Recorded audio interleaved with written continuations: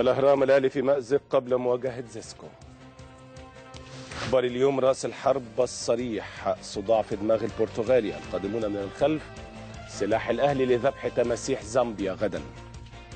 المسا: فتح كلمة السر أمام زيسكو غدا، وعودة معوض وعاشور وشوقي للأهلي وبركات في الصورة. الشروق: جوزيه أخشى الموت بالسكتة القلبية بسبب إهدار الفرص. الوفد: مدرب زيسكو: مواجهة الأهلي ستكون صعبة. الوفد: يوسف: الفوز على زيسكو خطوة نحو اللقب الإفريقي.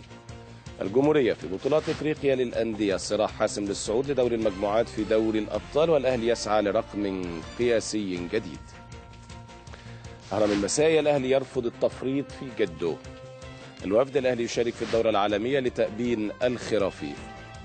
الأهرام: أبو تريكة زيدان بين قائمة أغنى لاعبي إفريقيا. مصر اليوم: تريكة يغيب عن المباريات الرسمية شهر للإصابة. الجمهورية: الحضري يسدد أتعاب المحاماة للأهلي، وحمدي يستنجد بصقر لحل أزمة الرعاية. المصري اليوم: حرب خفية بين القوم للرياضة والأهلي بسبب بند السنوات الثمانية قبل مؤتمر تعديل اللوائح. المسا: في سوبر السلة، الأهلي يفوز على الزمالك 79-62 ويتجدد أمله في المنافسة. المسا: طائرة الأهلي والسجون الكيني في صراع على اللقب الإفريقي. بالنسبة لكرة السلة، الأهلي فاز امبارح على الزمالك بفارق كبير جدا 79-62، يعني يمكن ما حدش من الفريقين فاز على الثاني بهذا الفارق من فترة طويلة قوي، لكن الأهلي امبارح قدم مباراة كبيرة قوي وفاز على الزمالك، ومنذ قليل من حوالي تلت ساعة وحاجة كده فاز على سموحة في الدوري 85-74، وواصل النادي الأهلي هذا الموسم بقيادة العبقري أشرف توفيق. ما اقدرش أقول عليه غير العبقري، لأنه فعلا أعاد للنادي الأهلي أو لفريق كرة السلة بالنادي الأهلي روحه العالية، قوته المعروف عنها، وإن كان ما بيفوز بطولات لكن ينافس للحظة الأخيرة. لكن ما حدث للأهلي الموسم الماضي كان كارثة بكل المقاييس. ما حدث للأهلي وإنه ما كانش من الستة الكبار وكاد يهبط ولعب مع الستة اللي كانوا بينافسوا من أجل البقاء في كانت مهزلة. لكن كابتن أشرف توفيق قدر إنه يرجع الفرقة بسرعة وفي زمن قياسي في ظل غياب ثلاثة تقال قوي. لما يكون طارق الغنام مصاب دي مشكلة كبيرة جدا. الراجل الأمريكاني اللي كان جايبه ده مشي بأيام الثورة، لكن قدر كابتن أشرف توفيق يجيب واحد من بلغاريا، وفي أيضا إصابات أخرى، لكن قدر إن هو من خلال المجموعة اللي موجودة إنه يبقى لحتى اللحظة الأخيرة في المنافسة، وبيفوز على الزمالك امبارح ويفوز على سموحة النهاردة، ولسه ليه 3 مباريات غاية في الأهمية، أهمها مباراتي الجزيرة والاتحاد السكندري.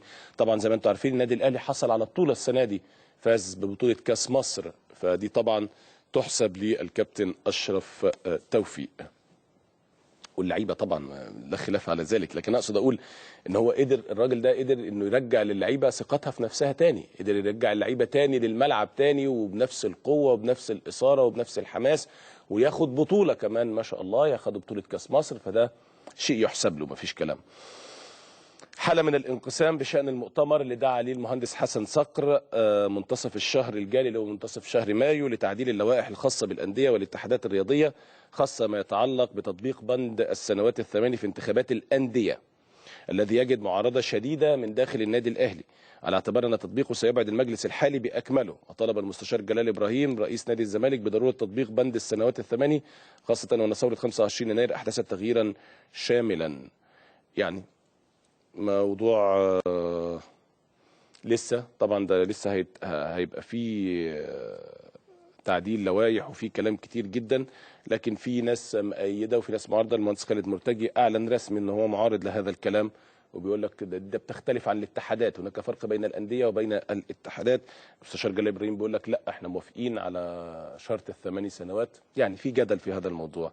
الحضري يسدد اتعاب المحاماه التي قدرت ب 8400 فرنك قيمه اتعاب المحاماه، واصدر الستار تماما على هذه القصه قصة عصام الحضري اللي استمرت حوالي 3 سنوات وانتهت بدفع الغرامة للنادي الأهلي. والعصام الحضري زي ما بنشوفه أرسل قيمة أتعاب المحاماة وانتهت القصة على كده. المصري اليوم بتقول ابو تريكه هيغيب عن المباريات الرسميه شهر، لكن انا سمعت ان هو اقل من كده بكتير، مش هتوصل لشهر. يعني انا ما سمعتش انها هتوصل لشهر ابدا. انا عارف انه هيغيب لكن مش لشهر ولا حاجه. النادي الاهلي اعلن رسميا انه لا تفريط في جده، وان ما اعلنه الدكتور عفت السادات عن رغبته في اعاده جده، اعلن النادي الاهلي ان جده ليس للبيع. دورة عالمية ستقام في الكويت، هيتم دعوة 4 أندية عالمية كبيرة لهذه الدورة، ستكون لتأبين المرحوم ناصر الخرافي. والكابتن سيد عبد الحفيظ قال أن النادي الأهلي تلقى دعوة للمشاركة وحولتها لجنة الكرة للجهاز الفني الذي أبدى موافقة على السفر إلى الكويت.